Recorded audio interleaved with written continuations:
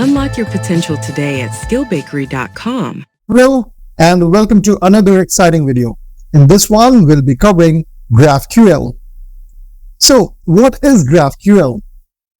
GraphQL is a query language and runtime for APIs developed by Facebook in 2012 and released as an open source project in 2015. Unlike traditional REST APIs where you typically have fixed endpoints for each resource, GraphQL allows clients to request exactly the data they need in a single query.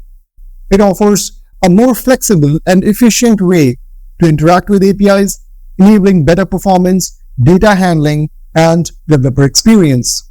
Key concepts of GraphQL includes schema. Now, the schema is the heart of a GraphQL API.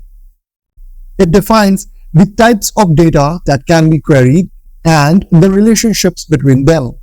The schema is strongly typed, meaning it specifies what kind of data, like string, integer, objects, is available and how it's structured.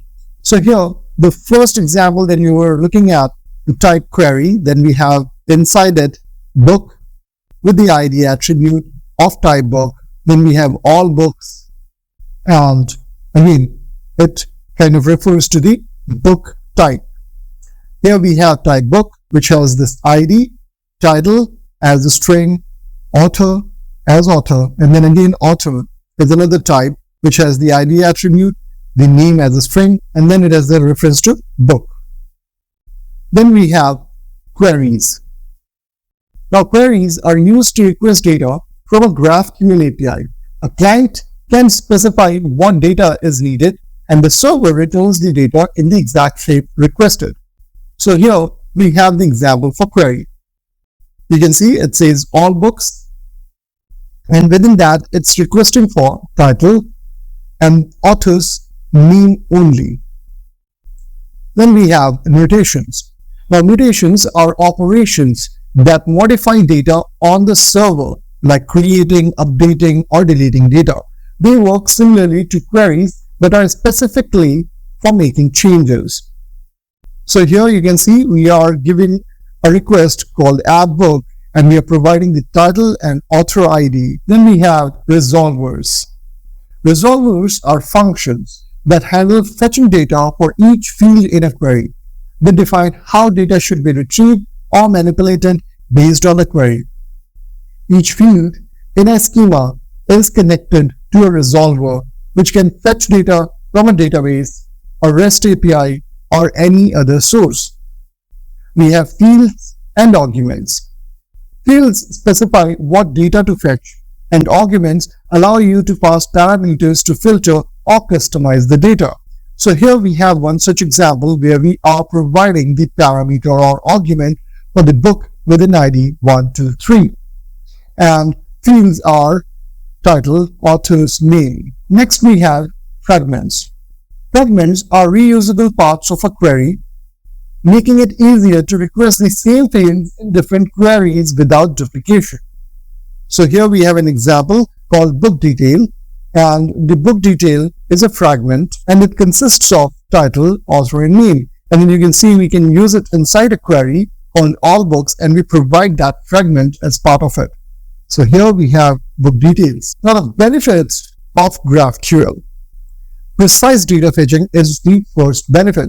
So clients can specify exactly what data they need, leading to more efficient data fetching and smaller response sizes compared to REST APIs. We have single endpoint. Unlike REST, which may have multiple endpoints for different resources, GraphQL typically uses a single endpoint for all queries and mutations. Strong typing. GraphQL is strongly typed, providing a schema that defines what data can be requested and its structure. This makes APIs self-documenting and easy to understand. Versionless APIs. GraphQL APIs don't need versioning. Since clients specify the data they want, server-side changes can be made without breaking the client. Developer efficiency. Built-in tools like GraphQL or GraphQL Playground provide real-time API documentation, introspection, and query building, boosting developer productivity. Real-time data. GraphQL supports subscriptions, allowing real-time updates over WebSockets for use cases like notifications, chats, or live data. So where exactly we can make use of GraphQL? Mobile and web applications. GraphQL is particularly popular in apps that need to fetch precise data to reduce network overhead. Microservices. When aggregating data from multiple microservices, GraphQL can serve as a single API layer, binding data from various sources. Data-heavy applications. Apps that deal with complex relationships and a lot of data benefit from GraphQL ability to request only the required data fields. Now let's talk about the architecture of GraphQL. It comprises of two things, GraphQL Server and GraphQL Client.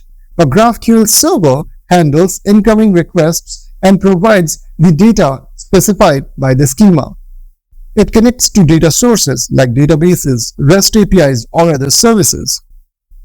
Some examples of GraphQL Server includes Apollo Server, Express GraphQL. Then we have GraphQL Client. It sends queries and mutations to the server, handles responses, and manages data.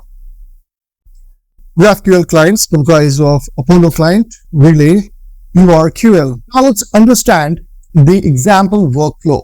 So client sends a query to the server requesting specific data. For example, we have a query where we are saying that we need details of a user whose ID is 1 and we need name, email, and posts. Specifically, post should just contain the title. So once this request is sent to the server processes the query using the schema and resolvers, then fetches data from the database or other sources. After that, it returns a response with only the requested data. So over here, we can see the data coming up, the name, John Doe, email, john@example.com, and then the collection of posts with just the title. So GraphQL provides a powerful way to optimize data fetching and simplify API interactions, making it a preferred choice for many modern applications. If you find the video helpful, don't forget to like and subscribe.